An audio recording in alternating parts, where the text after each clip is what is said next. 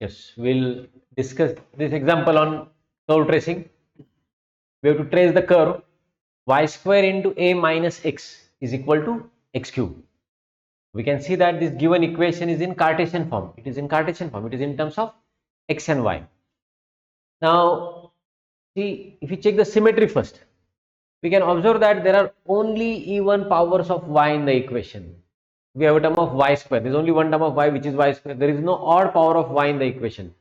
So if there are only even powers of y in the equation, we know that the curve is symmetric about x-axis. This given curve is going to be symmetric about x-axis. So whatever is the nature of the curve above x-axis, same will be the nature of the curve below x-axis. Now to check whether the curve will pass through the origin, if you put y is equal to 0 in this equation. See, we know that if you put y is 0 and x also becomes 0, then the curve passes through the origin. See, if you put y is equal to 0 in this equation here, this is 0 into, it will be 0 into a minus x is equal to x cube. So we'll get 0 is equal to x cube. So we get x is 0. So when y is 0, x is also becoming 0. Therefore, the curve passes through the origin. So we can say therefore curve passes through origin. If I put y is 0 in the given equation, we are getting x is 0. So we can say that the curve passes through the origin. Remember, we can write in this way, or you can see that there is no absolute constant in the equation. See, if there is an absolute constant in the equation, then the curve does not pass through the origin. Now here there is no absolute constant. See, here there is a constant a, but it is, if you open the bracket, it is multiplied with that variable y square. So it is a into y square.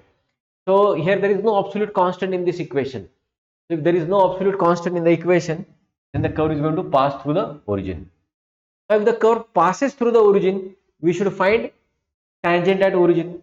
Now to find tangent at origin, see, what we do is first we open these brackets. This becomes a into y square minus x into y square is x cube. Now if we check degree of each term, see, remember degree of x cube is 3. X cube का degree 3 है. X into y square, again the degree is 3. See, it is x raised to 1 into y square.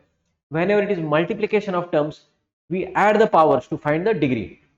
See, x raised to 1 into y square, degree is 3. 1 plus 2, degree is 3.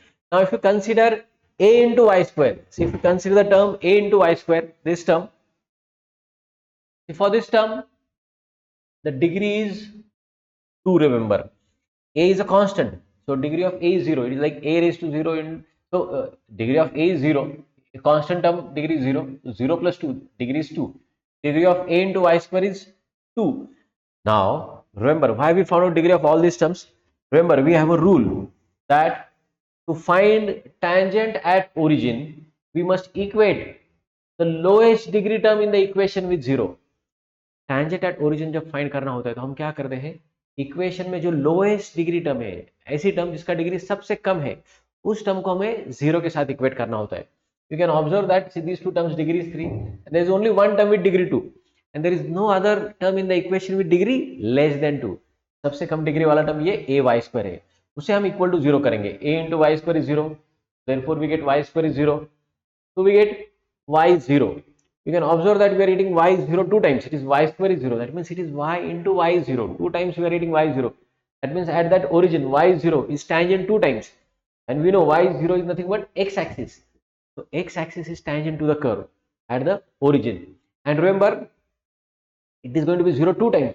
So y square is 0 two times. So it is y is 0 and y is 0. That means that y is 0, that is x-axis, is tangent to the curve 2 times. It is tangent to the curve 2 times at origin. It is tangent to the curve at origin, remember, and it is going to be 2 times, okay, because we got y is 0 2 times. So we have found out the tangent at origin. We have got x-axis is the tangent at origin. Now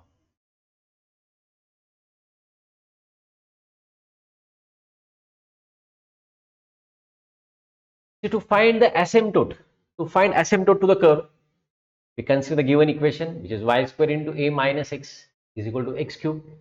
So to find asymptote parallel to y-axis, we equate the coefficient of the highest degree term in y with 0. देखिए, एसिम्पटोट find करने के लिए हमें क्या करना होता है, asymptote parallel to Y axis find करने के लिए we equate what, coefficient of highest degree term, coefficient किसका coefficient, highest degree term in y with 0, highest degree term in y. So in this equation there is only one term of y, that is y square. So this is the highest degree term in y square. Coefficient of that is a minus x. See, this is the coefficient, y square के साथ जो bracket multiply हुआ वो उसका coefficient है. This is the coefficient of highest degree term in y. Highest degree term in y is y square. Coefficient of that is a minus x. That a minus x, if you equate with 0, we get x is equal to a. So x is equal to a is the asymptote to the curve. X is a is the asymptote to the curve.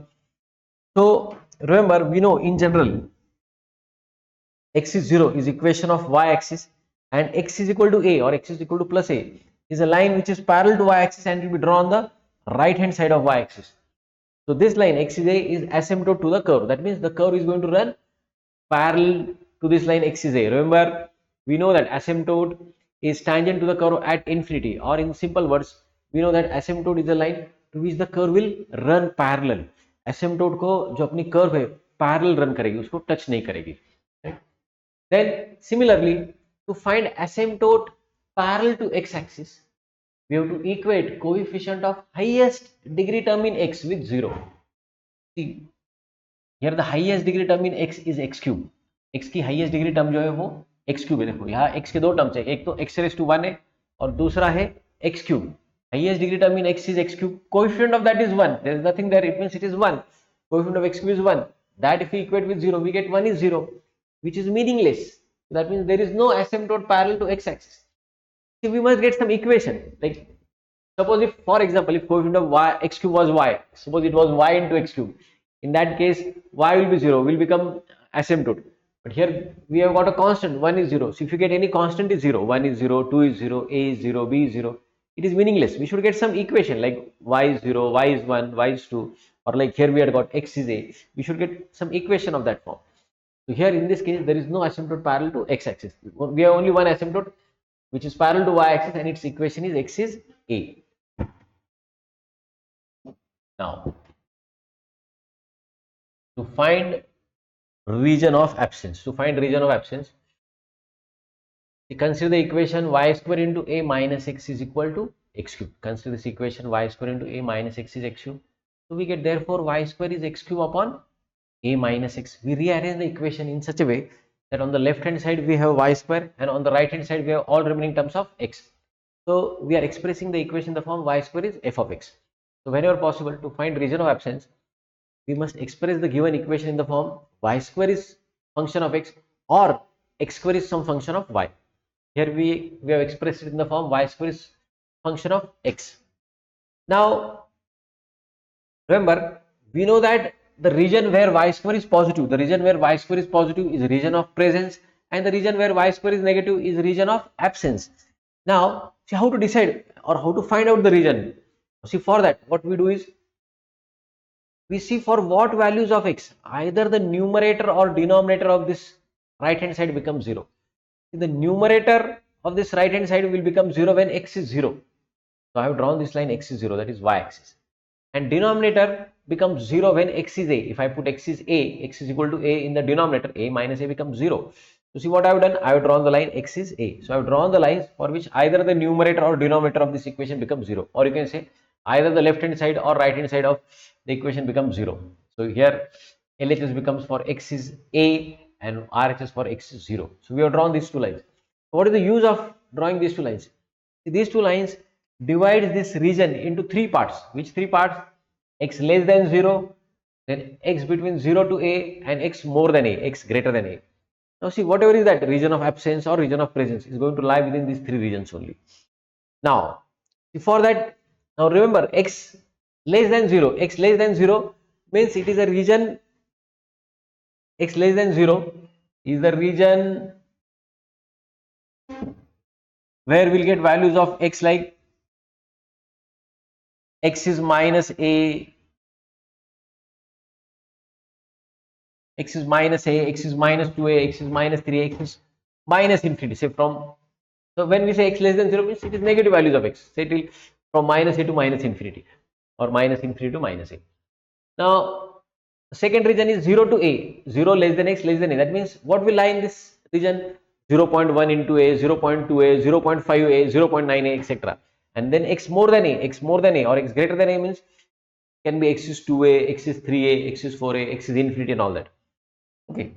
Now, see, if you consider this first region, x less than 0, consider the region x less than 0, and in this region, if you consider any value of x which is less than a, that is negative. For example, I have taken x is minus a. I'll take the value x is minus a and I will put in this equation. See, if y square is positive for that value of x, it means that it is region of presence in that region, and if y square is negative, it will be region of absence. So if you put x is minus a, some value of x which is less than 0, in this equation I have substituted, it becomes minus a cube upon a minus of minus a. This minus of minus becomes plus, cube of minus a will become minus a cube. It becomes minus a cube upon plus 2a. See, minus upon plus is minus, so y square is negative. We are interested in the sign, whether it is plus or minus. Y square comes out as negative. So y square is negative for the region x less than a. So therefore it is a region of absence. It is a region of absence. Now if you consider the region 0 to a, if you consider the region 0 less than x less than a, we put x is equal to 0.58. See, consider this value of x between 0 to a. You can consider any value of x between 0 to a. If you consider 0.5a, if you put x is equal to 0.5a in this equation, see, it becomes cube of 0.5 upon a minus 0.5a. Simplifying, we get it as plus 0.25 a square. We are getting positive value. See, I have substituted the value of x as 0.5a in this interval. You can take any other value like 0.9a, some value between 0 to a. You will find y square comes out to be positive. And also remember, see, this part can be done orally also, but I am writing this in details so that we will understand how y square comes out to be positive or y square comes out to be negative in that particular region. So see, this part in exam you can do orally also, like you can just say that for region x less than 0, y square is negative, so it is region of absence, or if in some region y square is positive, you can say it is region of presence. Like here, the second region 0 to a is a region of presence. So see, for 0 to a it is region of presence. And now for the region x more than 0 or x greater than 0, you can assume any value of x which is more than 0. I have taken it as x is equal to 2a. Substituting that in the given equation, will cube of 2a upon a minus 2a. 2a cube is 8a cube and a minus 2 is minus a. Solving that, it comes out as minus 8a square. You can see that y square is negative in the region x more than 0, x greater than 0, y square is negative, so it is region of absence. So you will find this much is sufficient for us to trace the curve. See, we have seen that the curve is symmetric about x axis. So whatever is the nature of the curve above x axis, same is going to be the nature below x axis. Then we know that the curve passes through the origin. See here, what I have done, I have drawn the x axis. This is our x axis, that is y0. Then I have drawn the y axis, that is x is equal to 0. Intersection of these two is the origin 0 comma 0. I have drawn the line x is a because we know that it is going to be asymptote to the curve. We had found out the asymptote, and we have seen that x less than 0 is region of absence. X greater than 0, x greater than 0 is also region of absence.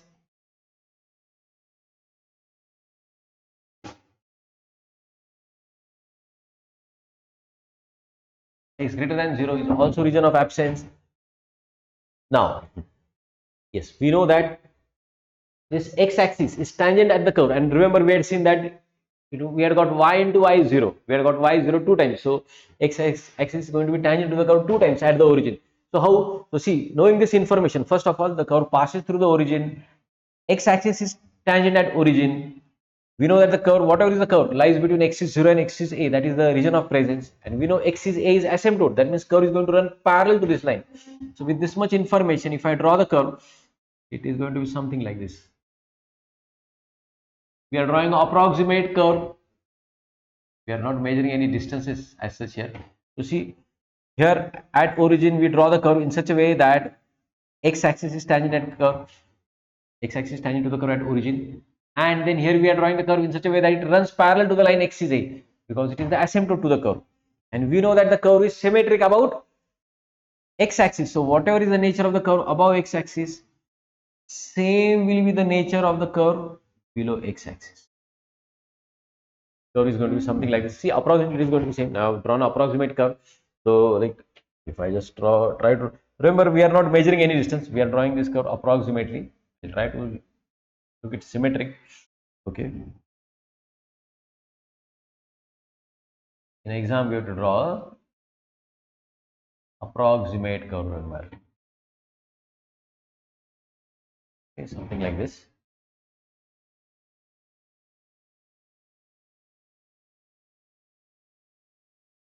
Okay. We are drawing a freehand curve. I have not measured any distances as such. We'll just try to make it look symmetric.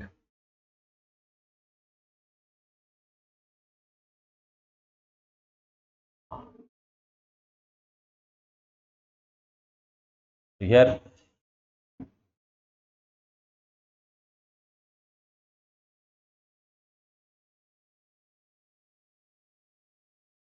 yes, somewhat now I think it is looking symmetric. Okay. So important thing is that see the curve runs parallel to this line x is a because it is the asymptote to the curve, and